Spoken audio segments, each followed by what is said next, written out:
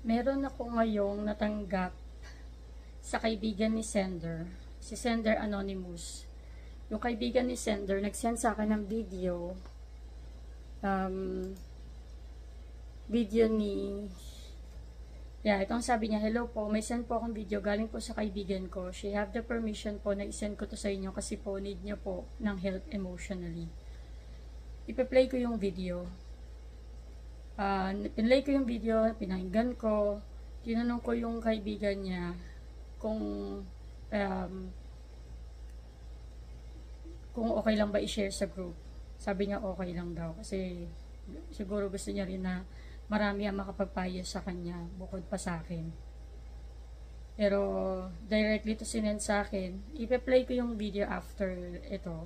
Play ko yung video, tapos balikan natin, payuhan natin siya, ha? Hindi ko alam kung ano ko sisimulan nito, pero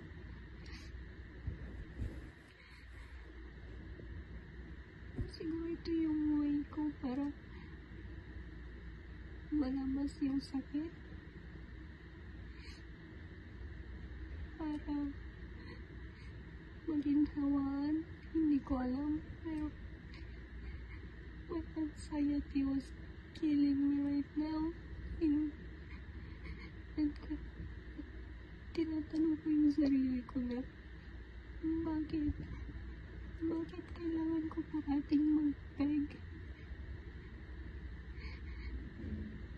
sa tao to love me, to appreciate me.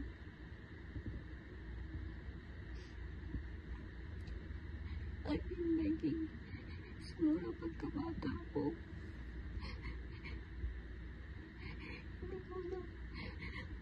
Gusto ko na lang tapusin yung buhay ko kasi nobody's appreciate me.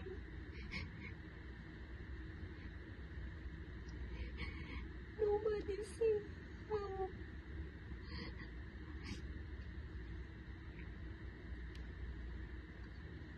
how I give them too much love and give me, and in return, sakit yung nakuha ko. Pagod na ako magmakaawa. Pagod na ako sa buhay ko. Hindi ko na alam.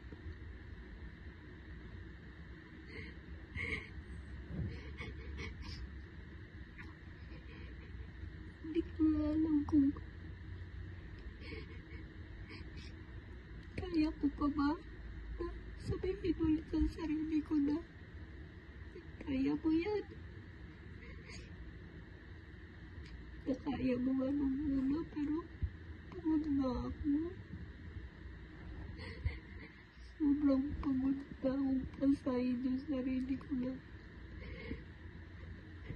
ako lang yung meron ako.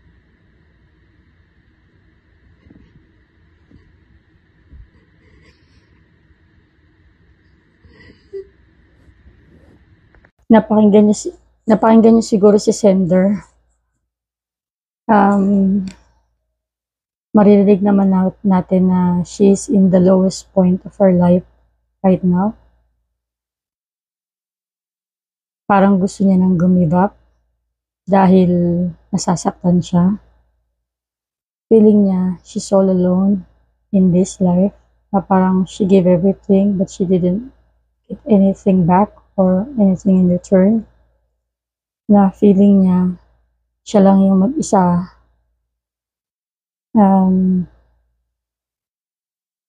Na feeling niya hindi niya na kaya, pagod na siya. Na meron siyang suicidal thought. May anxiety siya.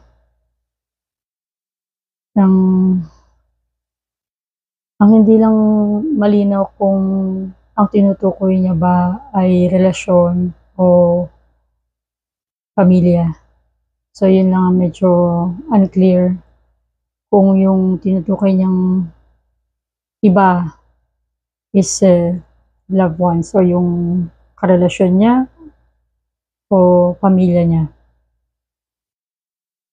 Una sa lahat, maganda rin na nag-open up ka ng nararamdaman mo. Kasi it's one way of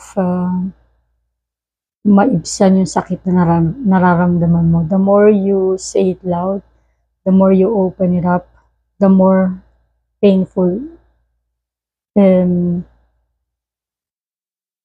less painful. Kaya maganda yung grupo natin. Natutuwa ako kasi kahit paano, para tayo nagiging psychologist lahat ng members. Kasi yung mga nag-share ng kanilang situation, frustrations, sa mga asawa nila, sa mga pamilya nila, maganda yung nare-release nila. Hindi man natin sila personally kilala kasi nga puro mga anonymous sender tayo dito sa group. Okay lang yun. Kasi sino-sino ba naman ang magtutulungan kundi tayong magkakababayan. Tsaka isipin mo na hindi lahat sa atin may kamag-anak sa ibang bansa. Kaya maganda rin na nagagamit yung group in that way. Kasi yan talaga rin ang purpose ng group is to be able to help each other, give each other information at saka kahit yung makinig ka lang malaking tulong na yun. Diba? Mabasa lang ng iba na sabi mo lang, ay, ganun pala, na-release ko na yung sama ng loob ko, na-release ko na yung frustration ko. Medyo okay na yun kasi alam ko, lahat tayo, darating sa point ng buhay natin, meron tayo talagang mga lowest point of our life. Na parang feeling mo, paano ko ba ito malalagpasan? Paano ko ba ito masusolusyonan? Sasabihin ko lang sa'yo, sender, okay lang na masaktan tayo kasi part yan ng life. Part yan ng pagsubok sa buhay na dadaanan natin. Pero never, never, never think of leaving this world. Na may mag-suicide ka or iwanan yung talagang, sabi niya,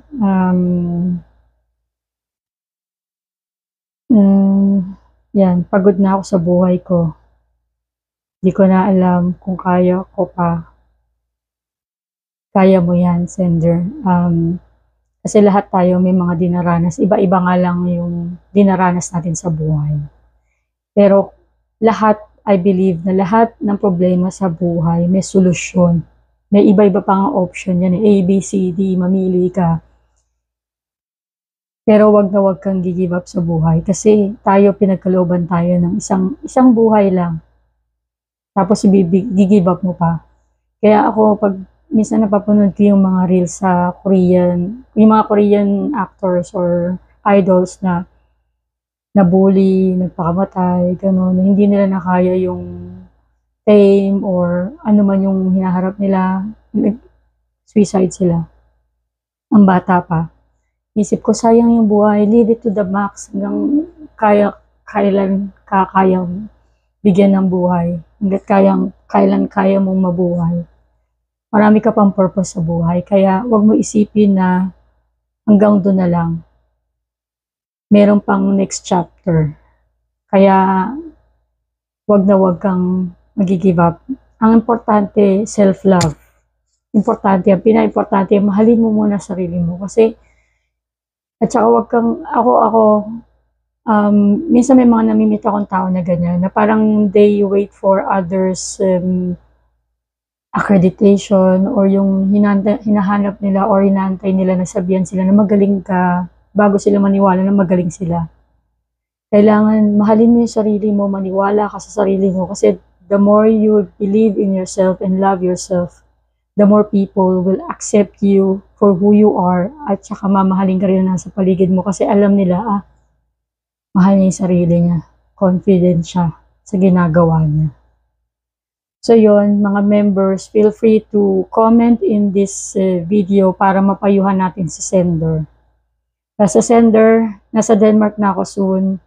Feel free to reach out kung after this video, after mabasa mo yung mga comments ng mga members, masama pa rin yung pakiramdam mo. Pero best is to consult a psychologist kung talagang nagkakaroon ka ng anxiety attack at saka may suicidal thought ka, mas maganda pa rin talaga yung expert na mapapayuhan ka kung paano mo i-handle yung situation mo ngayon.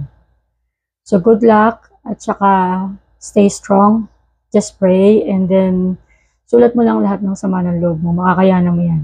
Okay? Start pa lang ng 2025. So, bye guys.